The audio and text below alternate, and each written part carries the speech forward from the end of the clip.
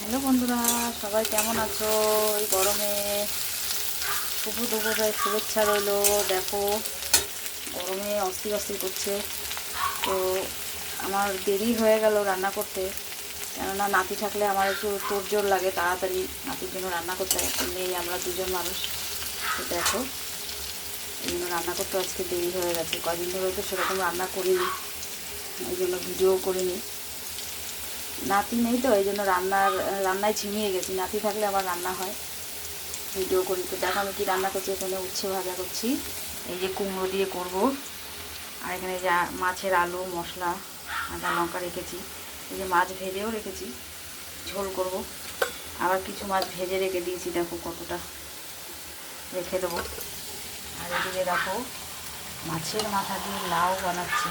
কেননা আমার বর জানে না যে আজকে সংক্রান্তি, কালকে লাউ নিয়ে বসেছে, সেই জন্য আজকেই খেয়ে শেষ করব। আমরা তো জ্যৈষ্ঠ মাসে লাউ খাই না। আর এদিকে দেখো ভাতও হয়ে গেছে। আর এদিকে দেখো আমার বর আর একটা জিনিস নিয়ে এসছে বাজার থেকে। এটা আমি কোনোদিন খাইনি, জানি না কেমন করে খায়, কী করে রান্না করে। হ্যাঁ, এই প্রথম মানে ফার্স্ট আমার ঘরে আসলো এটা। পেঁপের মতো দেখতে। তো এটা কি জিনিস আর কিভাবে খায় তোমরা যদি জানো তাহলে আমাকে একটু কমেন্ট করে বলবে। সবাই ভালো থেকো এই গরমে। টাটা।